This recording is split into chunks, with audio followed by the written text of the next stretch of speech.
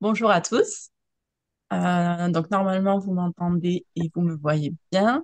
Je suis très heureuse de vous recevoir aujourd'hui pour une nouvelle rencontre, donc un nouveau lundi d'RS autour de l'ouvrage Douleur et souffrance dans le soin à l'enfant. Donc c'est un livre de Didier Cohen-Salmon qui est donc présent aujourd'hui avec nous et cette rencontre sera animée par Marika Monsef qui est aussi avec nous aujourd'hui. Je vous laisse la parole. Je commence, Didier? S'il te plaît. D'accord. Donc, je vais peut-être présenter qui je suis, qui éclairera peut-être pourquoi, enfin, effectivement, Didier a choisi de me demander de présenter cet ouvrage, même si je vais le faire rapidement, parce que je pense que Didier pourra expliciter les choses. Donc, je suis psychiatre pour enfants et adultes. Je dis ça parce que j'ai bien le titre de pédopsychiatre, mais toujours continué à recevoir les parents. Et par ailleurs, je suis ethnologue, donc directrice de recherche au CNRS, et je ne suis pas ethnopsychiatre. Et vraiment, j'y insiste, parce que ben, même si quand je dis ça, tout le monde est persuadé que je suis quand même ethnopsychiatre, et non, j'ai des amis, j'ai beaucoup d'amis ethnopsychiatres, mais je ne suis pas ethnopsychiatre. Euh, voilà. Mais le pont entre ces ces deux titres, disons, ces deux pratiques que j'ai, la pratique clinique et puis la pratique anthropologique en tant que chercheur, c'est le fait de m'intéresser aux relations et d'avoir analysé donc les relations. On me verra. Je pense que le terme de relation requiert peut-être d'être plus explicité, puisque dans l'ouvrage, enfin d'abord dans le travail qu'a fait, je pense, toute sa vie Didier, le terme de relation est quelque chose que j'appelle une définition forte de la relation, dans la mesure où la façon que je définirais, c'est que dans une relation à deux personnes, par exemple, euh, ce qui, euh, ce qui se passe pour l'un retentit sur l'autre. Donc, c'est pas des rapports anonymes, c'est au contraire le fait que, comme en anthropologie, on parle des relations de parenté, on a l'impression comme ça que c'est des termes, voilà, il y a un papa et une maman, mais s'il y a un papa et une maman, ça veut dire qu'il y a des enfants.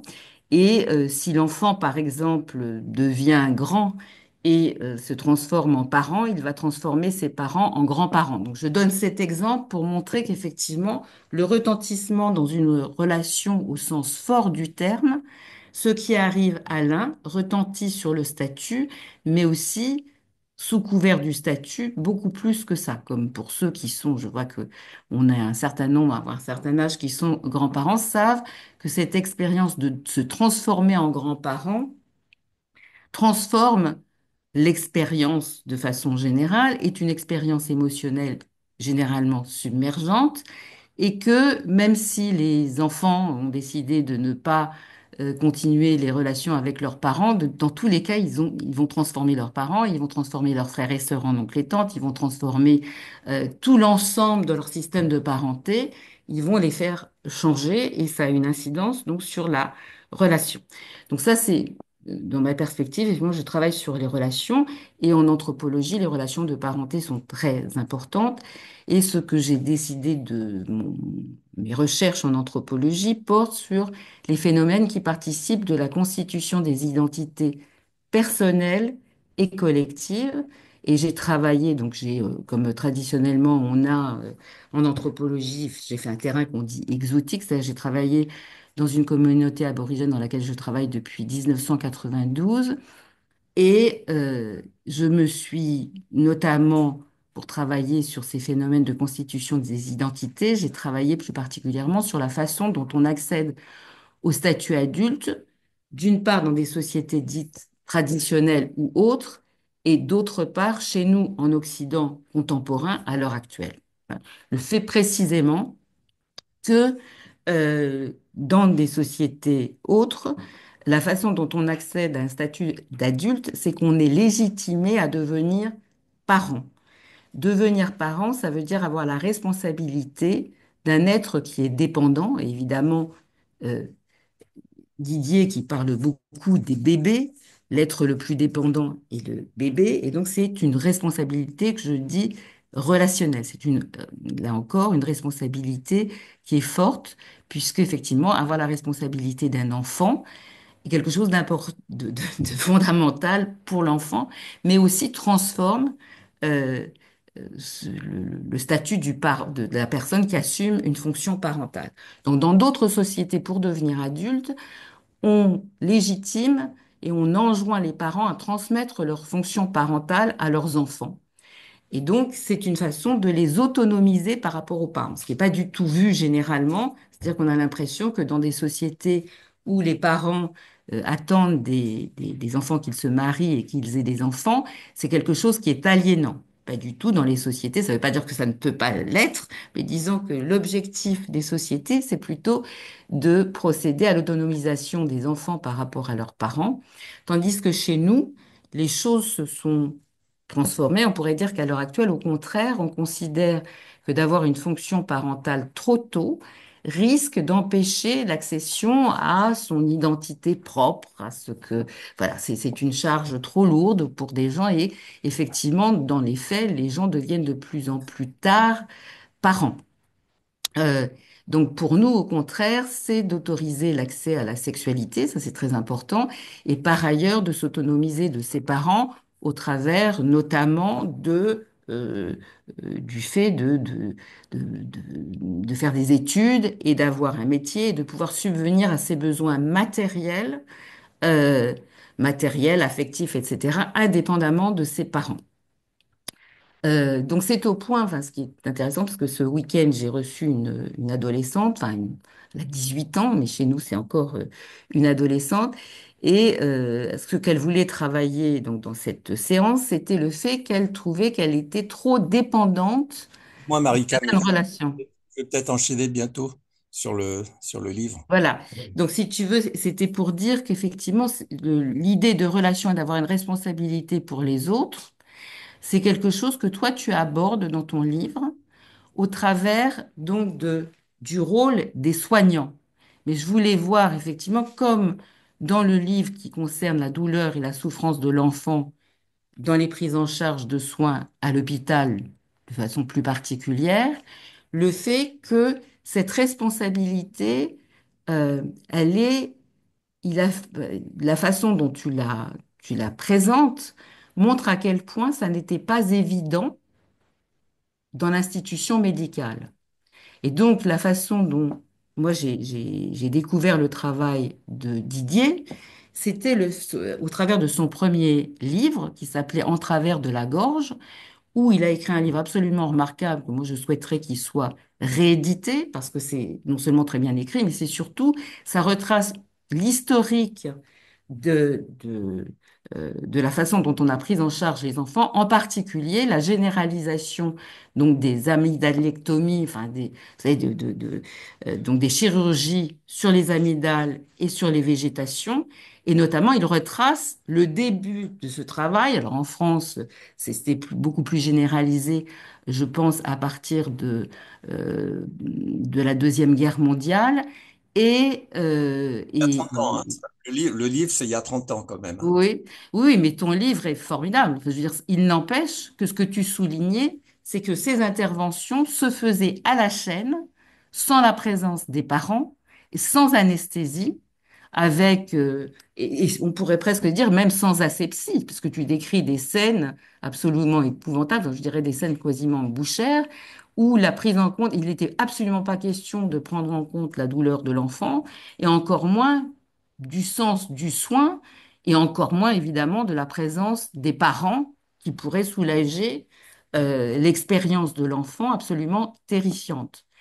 Donc je trouve que ton livre, enfin ce livre que tu fais est en quelque sorte, je dirais, un deuxième volet où tu as énormément travaillé en entremêlant ton fil biographique, comment toi tu es arrivé à être sensibilisé à la souffrance de l'enfant, à intervenir pour transformer les choses au sein de l'hôpital, et en particulier pour les prises en charge justement ce type d'intervention, et puis bien d'autres également, avec d'autres de la nécessité aussi d'être de ne pas être seul pour pouvoir transformer les habitudes qu'il y avait dans le service où tu travaillais et où tu as finalement, avec en particulier Daniel Hannequin, vous avez transformé les choses et d'une certaine façon obligé sans imposer une obligation, mais dans votre façon de faire, de suggérer des choses, de montrer un certain nombre de choses, vous avez obligé les médecins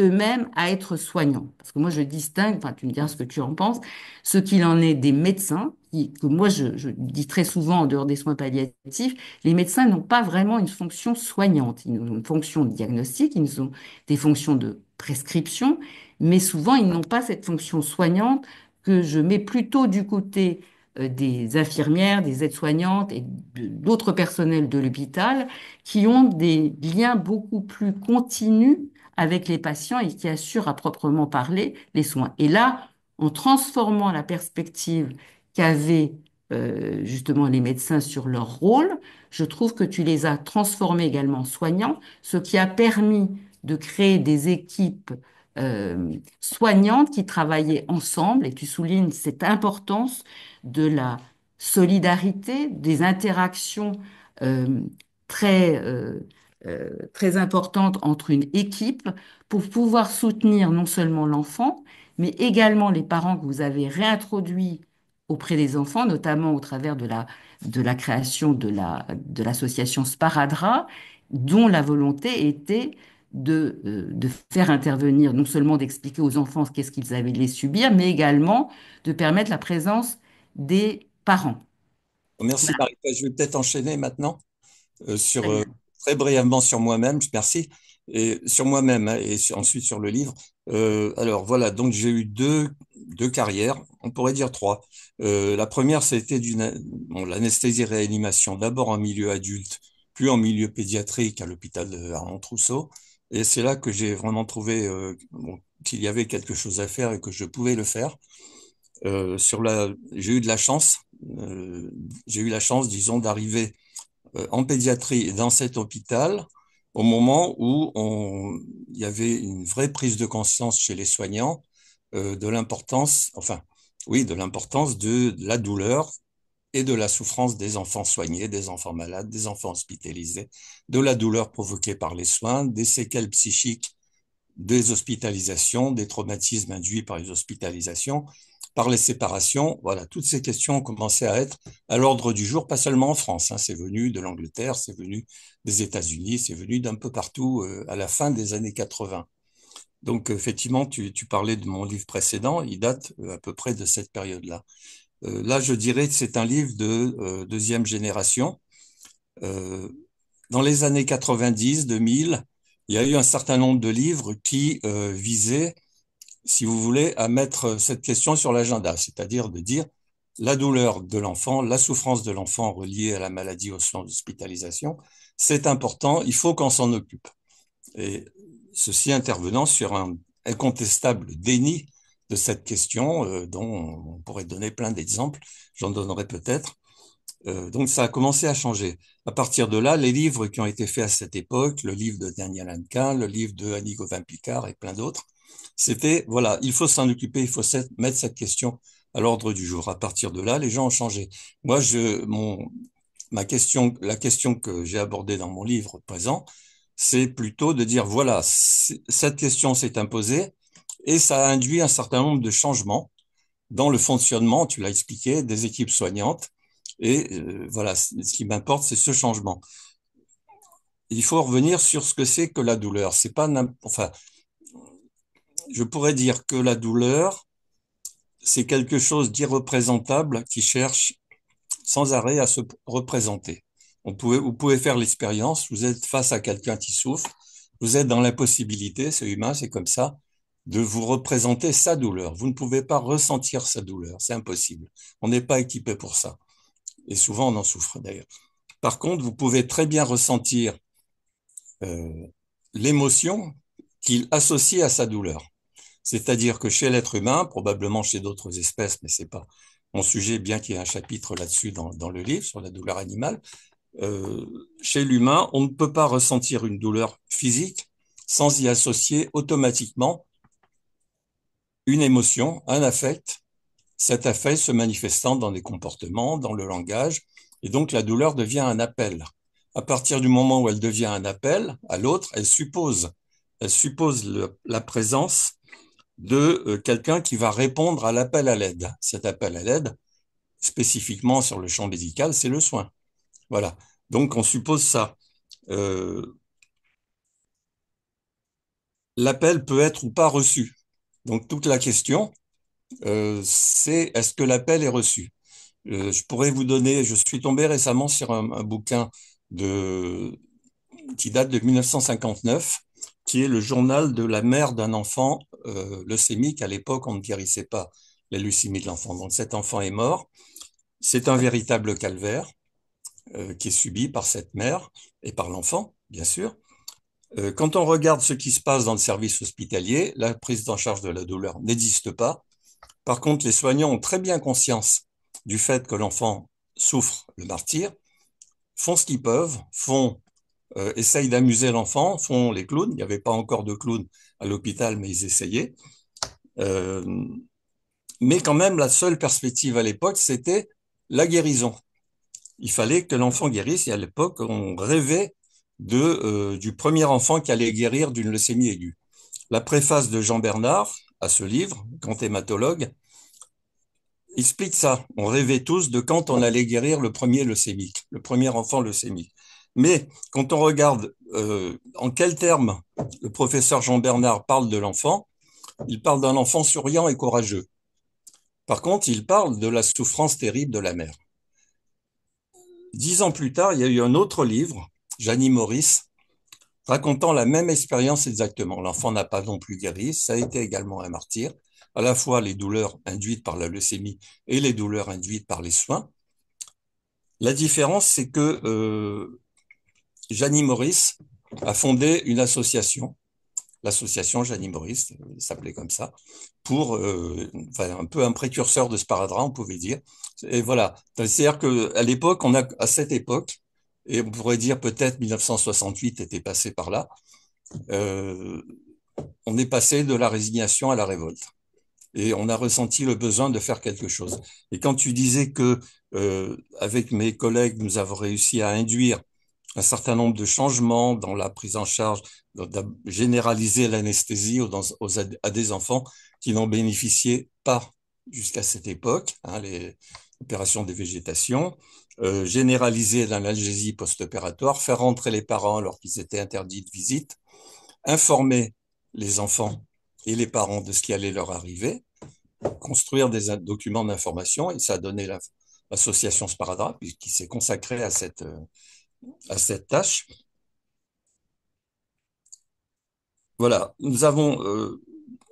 ces changements ont été induits d'une façon relativement facile.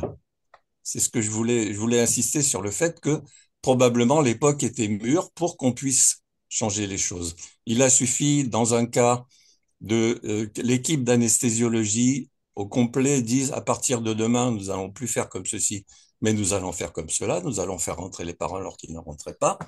Et ça a été un petit coup de force, mais qui a fonctionné. Et dans un autre cas, je me souviens que j'ai dit, moi, anesthésiste individuel, alors que nous étions 5 ou 6 collègues dans ce service, j'ai dit, moi, à partir de demain matin, je ne pratique plus telle technique parce que j'estime qu'elle est traumatisante pour l'enfant et en plus qu'elle n'est pas sûre du point de vue de la sécurité de l'anesthésie.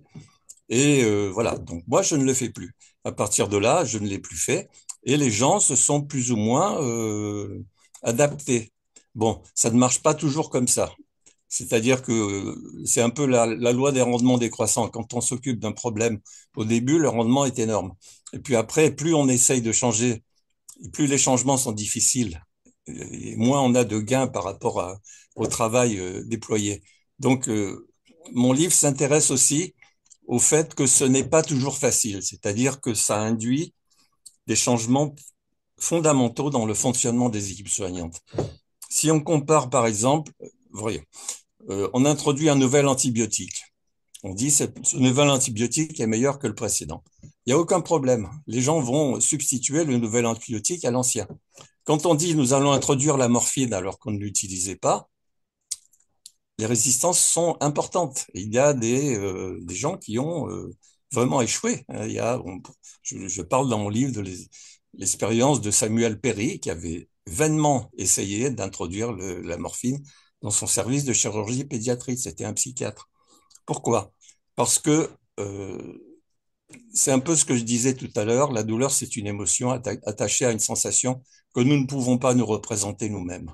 Et justement, pour cela, il faut être capable, c'est ce que tu disais au tout début, d'entrer dans une relation où c'est pas simplement la juxtaposition de deux humains qui sont en relation, mais que la relation transforme les deux participants. Voilà, c'est-à-dire qu'il faut être capable de dire, voilà, cette émotion que je ressens face au patient qui souffre est un appel et m'invite, même si je ne sais pas ce qu'il est en train de ressentir, que je ne peux pas le savoir, qui m'appelle à réagir et à fournir une aide, l'aide dont je suis capable. C'est un peu pour ça aussi que les médecins ont été amenés à construire des instruments d'évaluation, des grilles chiffrées, des grilles basées sur des visages, hein. C'est-à-dire l'effort était de transformer quelque chose qui n'était pas communicable en quelque chose qui était communicable. Et à partir de là, de pouvoir faire des travaux statistiques, etc. Donc ça, c'était aussi un autre. Alors,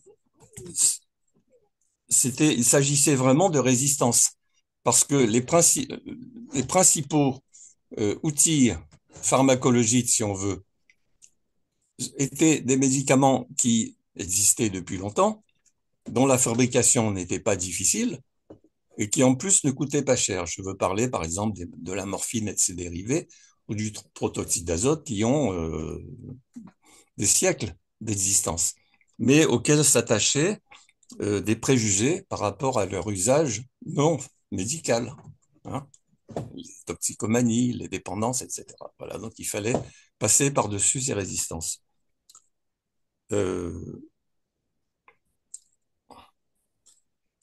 Alors, je parlais d'appel, ce n'est pas toujours possible.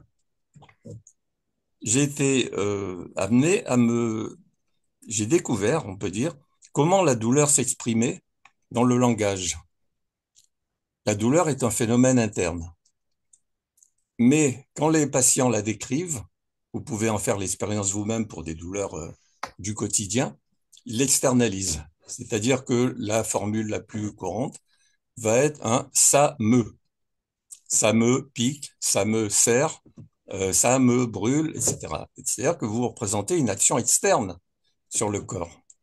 Pourquoi on se représente une action externe? Parce qu'on est obligé, parce que sinon ce n'est pas communicable. Il faut la mettre en langage, et le langage, c'est celui d'une action fictive, bien sûr, c'est une métaphore que nous employons pour essayer de faire sentir à l'autre. Alors, quand on en arrive aux douleurs provoquées par les soins, on arrive à un paradoxe, parce que le SAME devient réel. Il y a vraiment quelqu'un qui est en train d'agir sur mon corps et qui me fait mal. Donc là, à partir de là, la situation devient plus sérieuse, parce qu'il devient impossible, en tout cas plus difficile, de différencier le SAME que je m'administre à moi-même de celui qui m'est administré par autrui qui est en train de me soigner, bien sûr pour mon bien, hein, parce que c'est toujours des soins, douleurs provoquées par les soins, mais c'est quand même des soins. C'est pas de la maltraitance, enfin on espère, ou de la torture. Voilà. Donc on voit toute la complication du problème. Et il suffit pas de mettre à la disposition des gens des outils pour que les gens se saisissent des outils et les emploient d'une façon normale, disons comme on emploie n'importe quel outil de soin.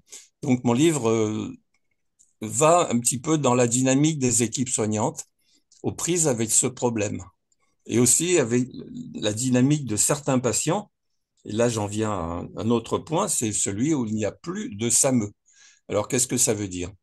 Ça veut dire, nous avons affaire à des gens, à des patients qui ne peuvent pas s'exprimer. Alors, bien sûr, on pense à quoi? On pense tout de suite au bébé, qui n'a pas le langage pour exprimer avec des mots sa douleur, qui n'a que le cri, qui n'a que le comportement. Mais le cri et le comportement sont des outils particulièrement trompeurs. On peut les interpréter différemment, on peut ne pas les interpréter du tout, on peut les ressentir comme des persécutions pures et simples et s'en détourner, ce n'est pas facile. Voilà. Je parlerai d'autres expériences. J'ai eu, par exemple, affaire à un patient autiste avec le langage, mais qui employait très peu le langage. Nous étions dans un hôpital, je raconte ça dans le livre, nous étions dans un hôpital en séance, comme d'habitude, il faisait du modelage. Et bien sûr, comme nous étions dans un hôpital pédiatrique, on entendait d'autres enfants qui pleuraient. Et un jour, tout en faisant son modelage, il m'a dit, bébé pleure. Et c'était une découverte formidable pour lui. Parce que à chaque séance, nous entendions des bébés qui pleuraient, il l'entendait, il n'avait jamais fait remarquer. Bébé pleure, ça voulait dire, à mon avis, que, enfin, je l'ai interprété comme ça, qu'il avait compris que le cri du bébé servait à quelque chose, était un appel. Il l'a interprété comme ça, je lui ai dit, tiens, bébé pleure, oui, tu as dit ça. À ce moment-là, il a pris une feuille de papier, il a dessiné une petite maman dans le coin du dessin, avec un tout petit bébé dans les bras, mais la mère ne regardait pas le bébé, et du bébé s'échappait une énorme bulle de bande dessinée remplie de traits verticaux. C'était un cri géant qui venait de me représenter, mais qui, bien sûr, qui était un cri, donc c'était des traits verticaux. J'ai regardé après ces autres dessins, parce qu'il faisait souvent des bandes dessinées comme ça, avec des bulles. Les bulles étaient toujours vides. Ce jour-là, elles contenaient des traits verticaux, elles contenaient quelque chose, il y avait un contenu. Il avait, à mon avis, fait un pas important, la compréhension qu'effectivement, on peut se servir du langage et du cri, qui est une forme élémentaire du langage, pour demander de l'aide et recevoir de l'aide. Euh, enfin, je ne vais peut-être pas aller plus loin pour l'instant. Euh, Alors, ce que je trouve intéressant, c'est effectivement le fait que là encore, enfin, quand tu parles de ce cas, effectivement, on voit l'apparition, l'émergence du tiers qui intervient. Et c'est intéressant que tu dis, on passe de bulles vides, donc il y a bien des gens qui parlent autour de lui, il y a des choses qui se passent, mais qui ne peut pas énoncer un contenu, hein. Et tandis que là, effectivement, le tiers commence à devenir présent. Et au travers, comme tu dis, de ce qui est intéressant, c'est que cet enfant entend la douleur des autres bébés. Et immédiatement, en ayant cette présence du tiers bébé insemblable à lui, même si lui, il est un peu plus âgé que les bébés, euh, le fait est qu'il est dans une relation parce qu'il nous présente le bébé dans les bras de la maman. Même si la maman ne le regarde pas, on est déjà dans une relation de contenance puisque le bébé est quand même dans les bras de l'enfant. Et ça, je trouve que c'est très important parce que ce que tu décris de la prise en charge de la souffrance consécutive à la douleur de l'enfant dans la possibilité de l'appel, c'est tout un système que je dirais de cercle vertueux relationnel. C'est-à-dire qu'à partir du moment où il y a une reconnaissance à la fois de l'expérience euh, douloureuse de l'enfant, mais également de la difficulté pour le parent de pouvoir soulager son enfant dans le contexte hospitalier, notamment quand il n'était pas présent, euh, le fait que les soignants vont autoriser le parent, on a donc, l'hôpital devient un lieu contenant, ce qu'il est de toute façon, mais un lieu contenant bien traitant par rapport à la maltraitance, puisqu'il va accepter en son sein une relation elle-même de soins entre le parent et l'enfant, contenue aussi par l'équipe médicale. Donc ça, c'est une chose, je trouve, qui est très très forte. Ça paraît un peu abstrait quand je le dis, mais tu le décris très très bien au travers des différents exemples que tu cites dans ton livre. Ce côté, effectivement, que le fait de pouvoir voir la douleur de l'enfant va entraîner une transformation et de la voir cette douleur non pas seulement comme quelque chose de diagnostic. Ce que tu montres au départ, c'est que la douleur est essentiellement pour faire un diagnostic chez les médecins. Mais Oui. là, il y a effectivement le fait qu'on instaure une relation avec l'enfant en reconnaissant sa souffrance. Et par là, c'est un peu comme ce gamin autiste, on va faire venir le parent qui va être aussi soutenu par les soignants. Parce que ce que tu décris, c'est que le parent face, quand tu décris une scène qui est filmée et que Stanislas Tomkiewicz commente, c'est-à-dire où on va faire un prélèvement de la moelle osseuse sur un jeune enfant, bon, avec un trocard, et que c'est très, voilà, mais l'enfant ne souffre pas. Mais par contre, la maman a un malaise et Tom Kiewicz, avec son habitude, dit, ben, la mère, elle voit son enfant embroché enfin, par voilà, le soignant, qui du coup devient quelque chose de maltraitant, que l'enfant ne ressent pas. Et l'équipe va pouvoir s'occuper de la mère également. Donc je trouve que tout ça participe d'un cercle vertueux que vous renforcez. Et il y a un autre élément que je trouve important par rapport à ton questionnement que tu avais présenté dans l'atelier que je co-organise avec Michael Haussmann, c'était le fait que de dire, pour faire un changement, et tu cites les autres précurseurs, hein, à la fois en France et en milieu anglo-saxon, qui ont eu des difficultés, comme tu dis, et que la meilleure façon de faire, c'est de pas prendre une position hiérarchique haute, Hum, c'est de faire des choses qui incitent les gens à remarquer, par exemple, quand tu parles de cette médecin qui montre des films où on voit la souffrance des enfants, les gens qui sont dans un autre service avec un autre type de pathologie de l'enfant vont remarquer ce qu'ils font et se poser des questions et vouloir eux-mêmes transformer les choses. Mais je trouve que cette idée que pour être soignant, euh, même s'il y a une hiérarchie je dirais, des professions. Mais c'est surtout ce qui est important, c'est que tout d'un coup, vous n'avez pas imposé le fait, ah, c'est moi qui ai eu l'idée de, pas du tout. C'est le fait de faire prendre conscience aux gens eux-mêmes, soit parce que vous faisiez vous-même, soit parce que, effectivement, des gens intervenaient dans vos services et montraient des films où on voyait la douleur de l'enfant, de décider de transformer leur pratique. Oui, c'est même plus que ça. Je dirais, euh, quand on a introduit le changement, il faut se retirer. C'est-à-dire comme s'il s'était fait tout seul. Sinon, les gens sont inhibés parce Ouais, qu'ils ont l'impression d'obéir à quelqu'un. Il faut que ça vienne d'eux. ouais, Ils ressentent que ça vient d'eux. Et ça, je l'ai expérimenté plusieurs fois. ouais. Je trouve que c'est très, très intéressant, cette importance de pas pouvoir être des héros et que peut-être parfois les médias héroïsent trop certaines personnes et pas les équipes elles-mêmes. Enfin, je veux dire, voilà. Donc moi, j'aurais des questions parce que, effectivement, donc dans ton livre, tu parles de douleur et souffrance. Et donc, si tu voulais nous en parler un peu plus et dire pourquoi tu les mets au pluriel. Alors, je l'ai mis au pluriel parce que les situations sont aussi diverses euh, que les personnes et que les cas concrets. Enfin, il n'y a pas de standard de douleur. Euh, je cite par exemple la recherche, enfin, une statistique du premier médecin français qui a opéré des atrésies de l'œsophage. Une malformation normalement incompatible avec la survie, hein. Il n'y a pas d'œsophage. Bon. C'était un exploit chirurgical. Il a opéré quelques enfants, 25. Il y en a 4 qui sont morts. Euh, pour un, il dit, ah, il n'avait pas eu de soins, il n'avait pas eu d'analgésie post-opératoire. Mais les autres non plus. En fait, ce qu'il a compris, en se dédouanant un petit peu de ça, c'est que les bébés étaient différents. Le fait que certains supportent une agression douloureuse majeure ne voulait pas dire que tous en seraient capables.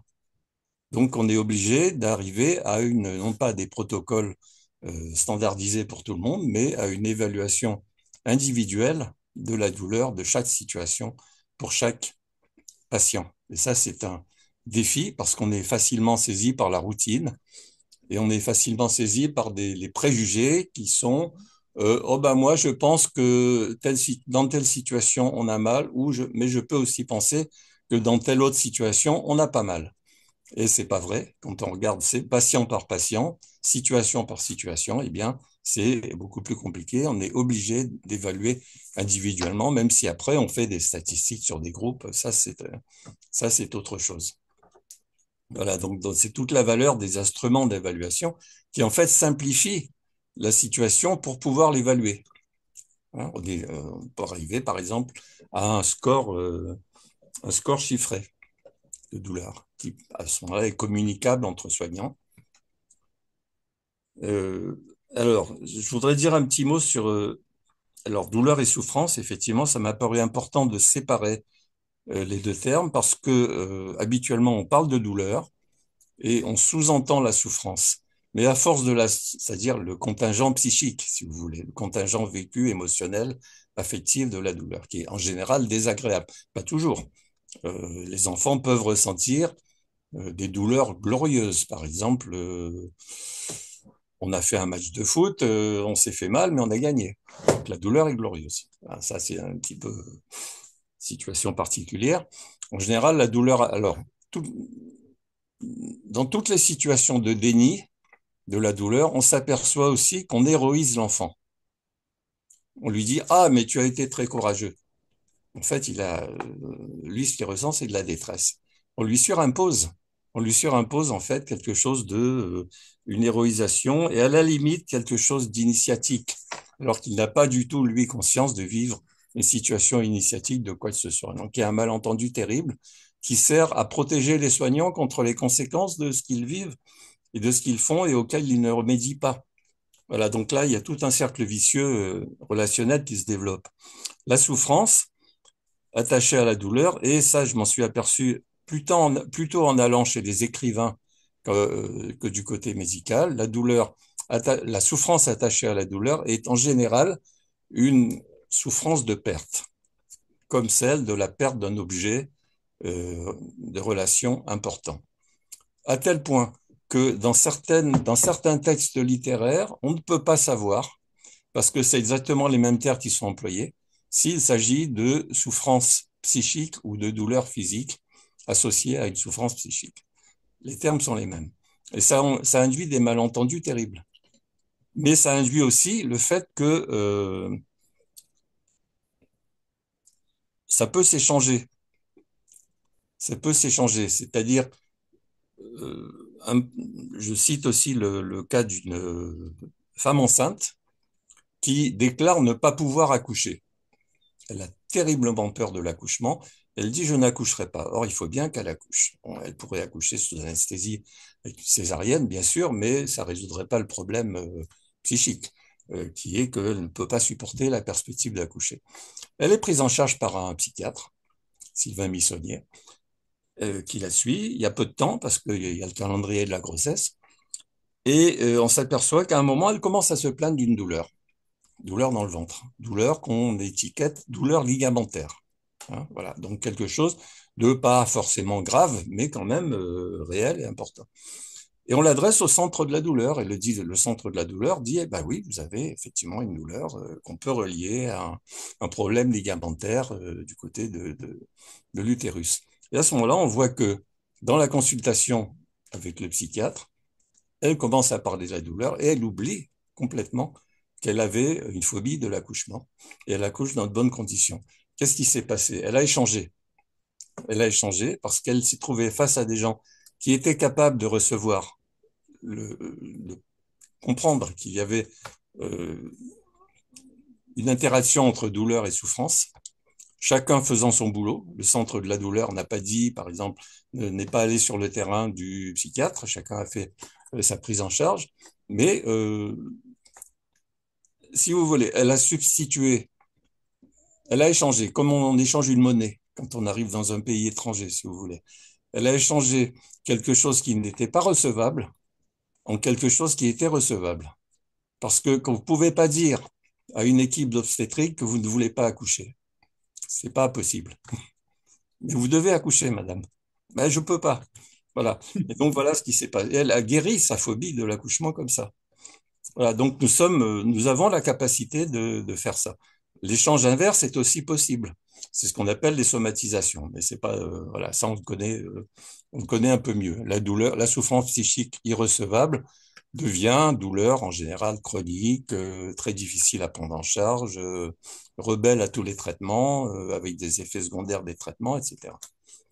Donc voilà, il y a Et, la... mais là aussi, la façon dont tu présentes ce cas est très intéressant, puisque tu parles de cette femme, effectivement, le côté du psychiatre note ses difficultés. Elle n'a pas vécu une séparation d'avec sa mère.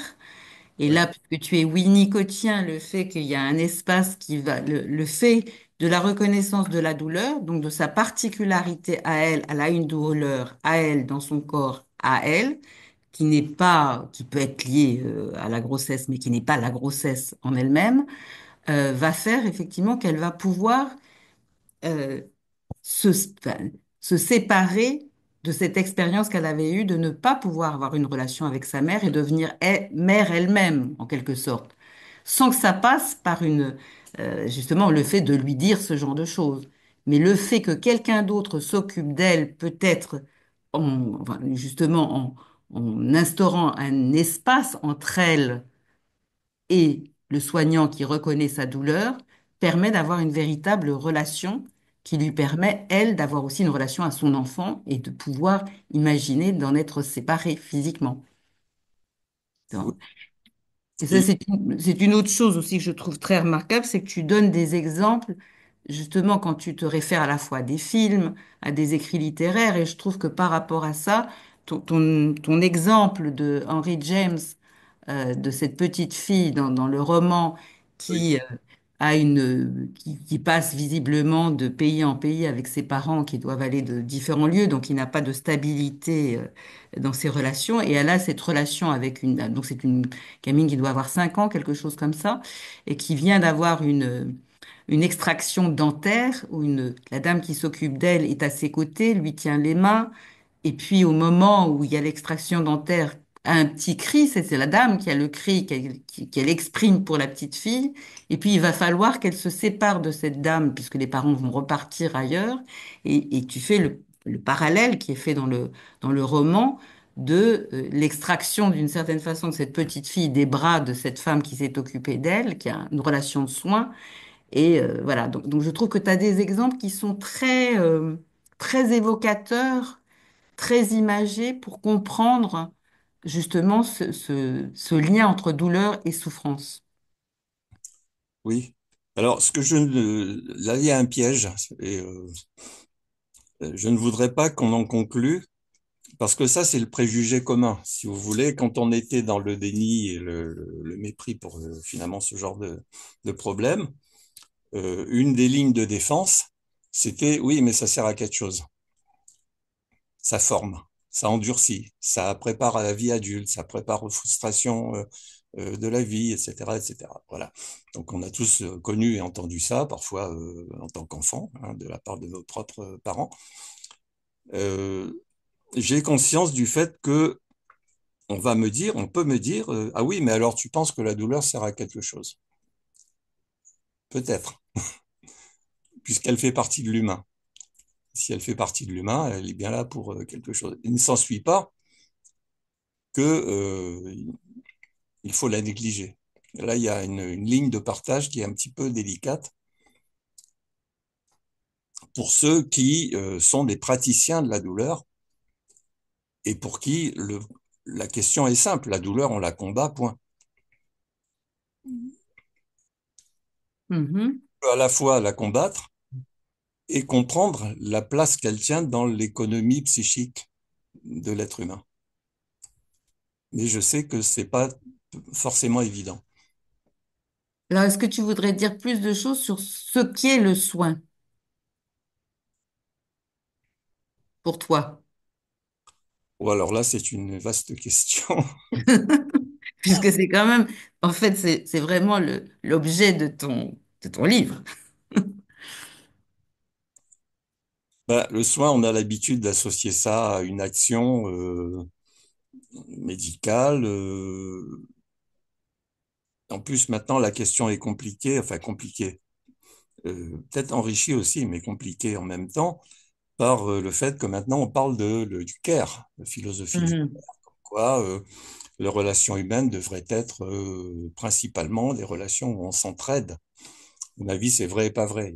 Il y a l'entraide, mais il y a d'autres dimensions dans la relation humaine. Pour moi, le soin est d'abord une attitude. Si tu reprends l'histoire de Madame Mrs. Waits, là, la gouvernante de la petite Maisie dans Henry James, c'est elle est soignante. Qu'est-ce que fait le docteur? Il arrache la dent. Il est bien obligé, c'est son boulot. Mais ce que fait la gouvernante est le soin même. Qu'est-ce qu'elle fait? Elle tient les mains, elle regarde, elle crie à la place de la petite fille qui ne peut pas crier parce qu'elle a la bouche ouverte. Il y a quelque chose là qui est très bien observé euh, par Henry James, qui était un grand psychologue, hein, en plus, c'était le frère de William James aussi, euh, qui est la convergence des langages. C'est-à-dire que les différentes modalités de langage verbal et non verbaux sont cohérents. On peut avoir l'inverse. On peut avoir l'inverse. On peut avoir, alors, c'est le chapitre Quasimodo, un Quasimodo qui est sur le pilori. Esmeralda lui donne de l'eau, très bien, elle calme le besoin. Mais son attitude n'est pas soignante. Elle n'en est pas capable. Elle ne peut pas aimer un être aussi contrefait et difforme. Ça la dépasse.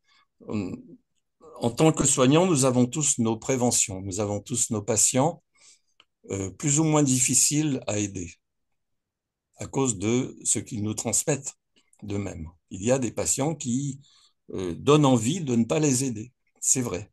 On a tous vécu ça, aussi bien dans le soin somatique que dans le soin psychique. À ce moment-là, qu'est-ce qu'il faut? Il ne faut pas être seul. Il faut avoir quelqu'un à qui on puisse dire ça. Il faut avoir une équipe. Et ça n'a pas besoin d'être compliqué. Ça peut être simplement des discussions autour de la machine à café où on s'échange les expériences. Le soin serait, pour moi, est d'abord c'est une vieille notion freudienne, hein, mais qui a ensuite disparu du corpus freudien, c'était le Nebenmensch. C'était l'humain proche et disposé à s'intéresser à. C'est ça. Après, le soin peut être mécanisé, pharmacologisé, technicisé, mais l'attitude fondamentale est une attitude humaine. Et ça, les patients le ressentent très bien. Et on comprend comme ça que, par exemple, quand on fait des statistiques sur les séquelles d'hospitalisation chez les enfants, il y a beaucoup de travaux statistiques qui ont été faits, les résultats sont extrêmement variables. Et à mon avis, ils sont extrêmement variables parce qu'ils prennent seulement en compte le comportement des enfants, mais pas la relation qu'il y a eu entre le soignant et l'enfant. Et là, il y a toute la problématique du soignant, on pourrait dire le contre-transfert du soignant, pour dire comment psychanalyse, qui entre en jeu, qui transforme la relation et qui transforme le soin. Alors, peut-être qu'on va te donner la parole, mais au- Alors, merci beaucoup pour ces interventions, Marika et Adé. L'heure approche pour la fin de ce lundi des rêves, donc peut-être laisser la parole aux participants s'ils ont des questions à poser ou des remarques à nous faire. Vous pouvez lever la main ou nous dire et on vous laissera la parole. Ou écrire dans le chat si besoin.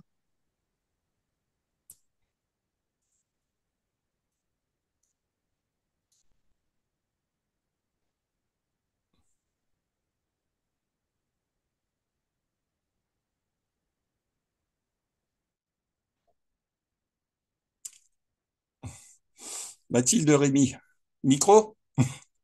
Le micro? Alors, Pardon. Oui, voilà, pardon. Oui, juste partager une expérience. En fait, je suis puéricultrice, mais aussi mère de 2 enfants. Et en fait, à vouloir toujours faire parler mes enfants dès qu'ils étaient petits. Quand ma fille était à l'âge de 2 ans à peine, elle parlait bien. J'étais enceinte de son frère et elle s'est réveillée en hurlant. Alors forcément, voilà, qu'est-ce qu'elle voulait, je savais pas. Et je me suis dit bon, faut vraiment pas. Je lui ai pas voulu lui dire t'as mal là où. Donc je lui dis mais dis-moi où tu as mal. Et elle m'a répondu à la maternité. Voilà, elle avait mal à la maternité, son frère est né 15 jours après. Donc voilà, mais du coup, si on laisse parler les enfants, on arrive toujours à avoir les résultats. Enfin, ça marche bien. Du coup, ça m'a permis, moi, en tant que professionnelle, après, de me dire, ça marche. Ça marche. J'ai expérimenté, ça marche. On les laisse parler. Généralement, la souffrance, ils savent la faire, enfin, ils savent faire différence avec souffrance et douleur quand on les laisse parler. Mais quand ils ont aussi la possibilité de s'exprimer, faut aussi qu'ils aient aussi la capacité de parler. Ouais, bravo pour Voilà, c'est écrit ses premiers émotions. On a pu les marquer comme ça en lui disant, voilà, t'as appréhendé la naissance de ton frère comme ça. Voilà. Un psychanalyste n'aurait pas mieux dit.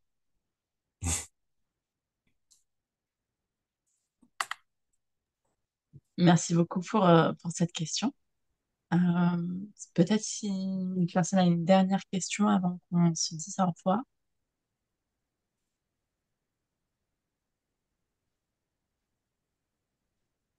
Donc, si jamais vous avez bien sûr le replay qui sera disponible quelques jours, donc bientôt, pour revisionner ce lundi des restes. Sinon, je peux peut-être te poser une dernière question puisque l'hôpital va mal et donc effectivement, comment tu vois les choses, puisque j'ai trouvé aussi dans ton livre, tu abordes cette question de façon très fine à partir en particulier d'une supervision avec une équipe qui s'occupe d'enfants.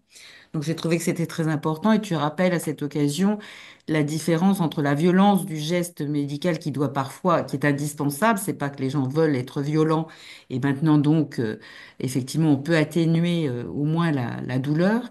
Mais c'est effectivement ce dont parlait, donc tu cites Tom Kiewicz là encore, tu parles où il parlait de surviolence, c'est-à-dire la violence institutionnelle. Et qu'est-ce que ça induit? Est-ce que tu veux en dire des choses en guise de conclusion, puisqu'on est tous, je pense, ici présents comme participants, on est tous assez inquiets de ce qui se passe. Effectivement, je suis en train de superviser le mémoire d'une infirmière de bloc opératoire en formation. Elle me décrit ce qui se passe au bloc opératoire. Je peux dire que moi, je ne l'aurais pas toléré. Si ça avait été moi, l'anesthésie, je n'aurais pas toléré de faire ce qu'elle voit pourtant tous les jours, ou presque.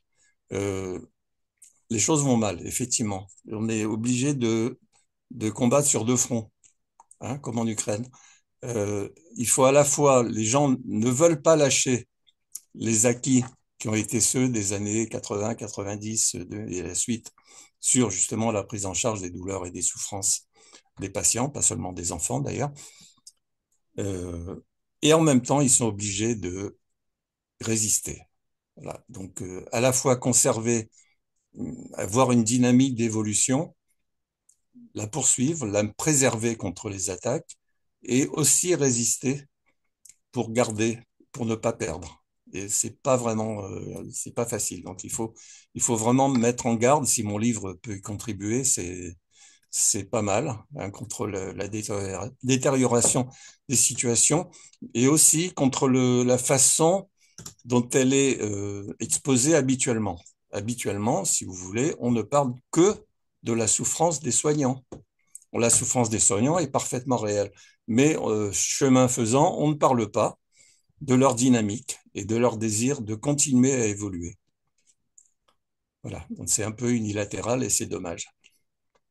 Et le dernier point, justement, c'est le fait que tu es passé, enfin, ce qui est intéressant, tu étais médecin anesthésiste en pédiatrie, et puis tu es devenu psychanalyste.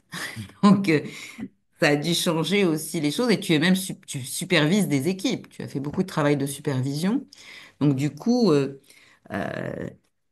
est-ce que tu peux dire juste deux mots, puisqu'on va terminer, mais sur le changement de point de vue? Euh, il me semble qu'il y a une continuité dans le travail que tu as fait avec les équipes pour transformer justement le regard. Tu avais déjà ça en toi. Et est-ce que maintenant tu vois encore une évolution dans ta perspective avec ce changement donc de statut Je pense thérapeutique? que j'avais ça en moi, donc comme anesthésiste, j'étais un peu marginal, ce qui fait que le changement n'a pas été pour moi un vrai changement. En fait, il est passé par l'association Sparadrap. C'est par Sparadrap que je suis passé de anesthésiste vraiment pur à psychothérapeute que je suis maintenant. Mais je pense avoir toujours été un peu psychothérapeute, mais ça, on ne se refait pas, disons. Euh, disons que j'ai lâché les outils techniques. Voilà. Je n'ai plus que la relation comme outil, comme n'importe quel psy, quelle que soit sa méthode. Et c'est pour dire aussi qu'il n'y a pas, il y a pas si, il y a pas tant de différence. Il n'y a pas tant de différence. Ça, c'est Winnicott qui le disait aussi. Si les pédiatres, il l'a dit, il l'a martelé même plusieurs fois dans son œuvre, si les pédiatres savaient combien ils peuvent contribuer à la santé mentale de leurs patients, si seulement ils le savaient. Voilà. Ils ne savent pas qu'ils le peuvent. Je trouve que les pédiatres, souvent, quand même, ont une perspective qui est un peu différente des chirurgiens, justement. Donc, je trouve que la position de l'anesthésiste, qui est peut-être plus en recul, il est déjà plus dans une forme de soin. Euh, Pédiatres, en fait, je pense pour généraliser, tous ceux qui s'occupent des enfants sur le plan somatique. Je pense que c'est ça qu'il voulait dire. Chacun mhm, de sa place peut contribuer à la santé mentale de l'enfant. C'est ça qu'il voulait dire. C'est très important mhm. comme message. Eh bien, merci beaucoup pour ces interventions. Merci pour cette rencontre qu'on a tous appréciée. Alors, si jamais dans les commentaires, vous avez plusieurs personnes qui vous remercient chaleureusement euh, également pour cette rencontre. Donc, je pense qu'on peut s'arrêter là et puis se souhaiter une bonne soirée. Merci de votre présence. Merci Marika. Non, merci beaucoup à toi. Les messages s'adressent d'ailleurs beaucoup à toi pour te remercier. Il y a des gens parce que je sais pas si tu les vois, mais donc il y a des personnes qui t'ont connu aussi dans ta pratique et qui se rappellent à toi dans ton humanité. Ah, même quelqu'un qui a travaillé à Trousseau, tiens. Bien. Voilà. Voilà. Donc, voilà. Merci beaucoup. Merci à tout le monde d'avoir été présent ce soir. On vous souhaite une bonne soirée et à bientôt. À bientôt. À bientôt. Au revoir. Au revoir.